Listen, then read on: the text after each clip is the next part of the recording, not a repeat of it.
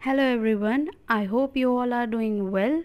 दोस्तों, आज हम डिस्कस करेंगे इंग्लिश लैंग्वेज का सिलेबस जो कि एसएससी स्टेनोग्राफर 2020 के एग्ज़ाम में बहुत ज़्यादा इम्पॉर्टेंट है। तो हम उसी अकॉर्डिंग हम अपनी पढ़ाई को कंटिन्यू करेंगे। इंग्लिश को ज़्यादा इम्पोर्टेंस देंगे क्योंकि वो 100 मार्क्स कैरी करती है 200 मार्क्स में से। सो स्टार्ट करते हैं। First is error detection. जो आता है हमारे पेपर में आता है वो 10 मार्क्स का आता है और हर 10 क्वेश्चन आएंगे।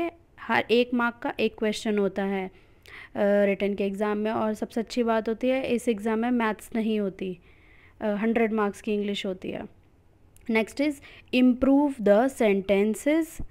ये भी करेक्ट करो या इम्प्रूव करना सेंटेंस को, ये भी 10 क्वेश्चन आएंगे 10 मार्क्स के। तो इसके लिए हमें अपनी ग्रामर बहुत अच्छी रखनी पड़ती है। Next is fill-ups.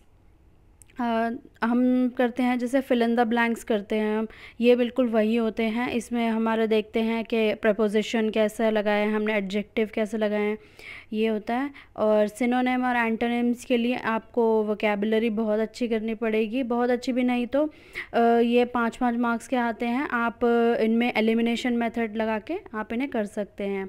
और नेक्स्ट ईडियम फ्रेजेस हैं जो कि 5 आते हैं। ये पूरी तरह से कॉमन सेंस पे बेस्ड होते हैं।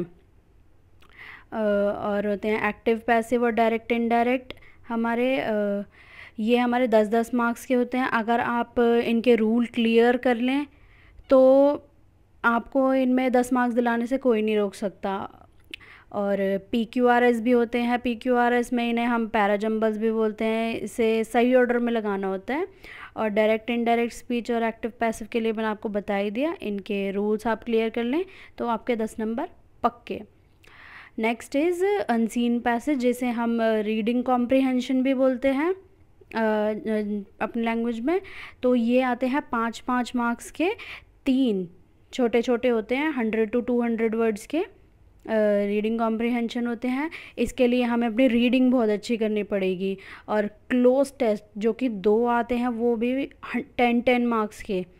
10-10 क्वेश्चन होंगे, एक नंबर का एक होता है। हर एक क्वेश्चन इसमें एक नंबर का होगा। और नेगेटिव मार्किंग होगी 0.25, दैट इज़ 1/4 नेगेटिव मार्किंग। आप 4 क्वेश्चन गलत करेंगे तो आपका 1 नंबर चला जाएगा। तो गाइज़ नेक्स्ट है हमारे इसके लिए, इसमें हमने लास्ट टाइम दिया था, जिन लोगों ने दिया होगा उन्हें पता हो, क्वेश्चन शफल्ड थे। एग्ज़ाम में जो क्वेश्चंस आए थे वो शफल्ड क्वेश्चंस आए थे। हमें उस अकॉर्डिंग देखना है। हमें अपना टाइम मैनेजमेंट का ध्यान रखते हुए हमें सारे क्वेश्चंस बहुत ध्यान से करने हैं जो पहले आते हैं। पहले हमें करने हैं जो ज़्यादा वेटेज के हैं, जैसे एक्टिव पैसिव हो गए, फिल इन द ब्लैंक्स हो गए, इजी होते हैं। एरर डिटेक्शन अगर थोड़ा टाइम लेता है तो उसे थोड़े बाद के लिए रख दो। और जो इजी वाले हैं वो हमें पहले करने हैं गाइज़। तो इसको करने का तरीका यही है, पहले इंग्लिश हम करते हैं कंप्लीट अपनी। जितने क्वेश्चंस आते हैं हमें 10-20 छोड़ भी दें तो कोई बात नहीं, वो हम बाद में टाइम मैनेजमेंट इस तरीके से करते हैं ताकि हमारा बाद में जो टाइम बचे हम उसमें वो वाले क्वेश्चन करें और रिवीजन कर लें। फिर रीजनिंग को टाइम देते हैं, फिर जीके को टाइम देते हैं। जीके को हम ज़्यादा टाइम नहीं दे, काफ़ी टाइम नहीं दे सकते क्योंकि उसमें हमें ये होता है अगर आता है तो आता है, नहीं आता तो छोड़ दो, तुक्का नहीं लगाना बिकॉज नेगेटिव मार्किंग है। ये 3 पॉइंट समझ में आ गए। तो हम देखेंगे इंग्लिश को हम कैसे टाइम दें और कितना टाइम देना है। हम इसे 45 से 50 मिनट देने हैं, 45 to 50 minutes, not more than this.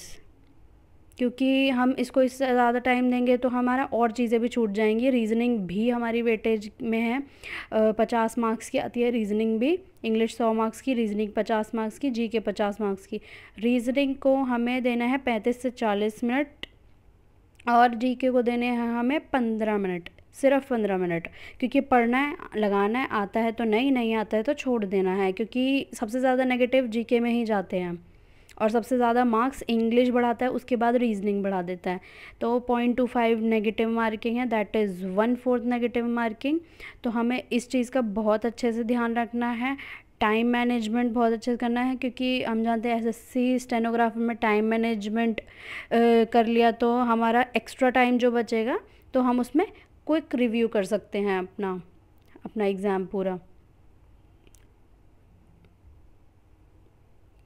तो गाइज़ ये हो गए हमारे मैंने इसे 14 टॉपिक में 14 पॉइंट्स में इसलिए लिखा है कि हमारा बिल्कुल क्लियर हो जाए कि एग्ज़ाम में आता क्या क्या है, क्योंकि ये होते हैं 100 क्वेश्चन 100 मार्क्स के, totally based on grammar, vocabulary and your reading. Grammar based होती है हमारी बहुत सारी चीज़ें हैं। ग्रामर इज़ वेरी वास्ट, आप इनके रूल्स पढ़ेंगे तो आपको समझ आएगा। इसके लिए बहुत सारी RS अग्रवाल, अरिहंत, इन सब में आपको बहुत सारे क्वेश्चंस मिलेंगे लगाने के लिए। रीजनिंग के लिए भी आपको अरिहंत मिल सकते हैं, उसमें बहुत फ़ायदा होगा आपको। और आपको मैं ये सजेस्ट करूँगी कि आप 90 to 95 क्वेश्चंस अटैम्प्ट करें, सो दैट जितने हम अटैम्प्ट करेंगे तभी हम अपने मार्क्स का अंदाज़ा लगा पाएंगे, हमें क्वेश्चंस छोड़ने नहीं हैं।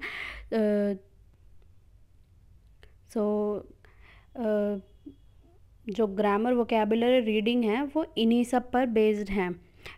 जैसे error detection, improve sentences, 10 marks के हैं, हमें पहले वो करने हैं जो ज़्यादा वेटेज के हैं, जैसे एक्टिव पैसिव और डायरेक्ट इनडायरेक्ट, ये 10 मार्क्स के हैं। और नीचे देखते हैं नेक्स्ट, अनसीन पैसेज भी बहुत इजी होते हैं। इसके लिए आप अपनी रीडिंग, आप न्यूज़पेपर पढ़ते रहें या कोई भी आर्टिकल आए अपनी सोशल नेटवर्किंग पर, सब पढ़ते रहिए, इससे हमारी रीडिंग इम्प्रूव होगी। और अगर कोई वर्ड समझना है तो तुरंत अपना फ़ोन में डिक्शनरी डाउनलोड करिए और उसमें चेक कीजिए। सो गाइज ये हमारा ग्रामर पे बेस्ड है, एरर डिटेक्शन, इम्प्रूव, फिलअप्स और वोकैब पे, एंटोनिम, सिनोनिम, PQRS वगैरह। और रीडिंग के लिए अनसीन पैसेज और क्लोज टेस्ट्स। सो गाइज मैंने यहाँ पर एसएससी का इंग्लिश का सिलेबस ख़त्म कर दिया। आपको कोई डाउट हो तो प्लीज़ कमेंट सेक्शन में पूछ लेना। Thank you.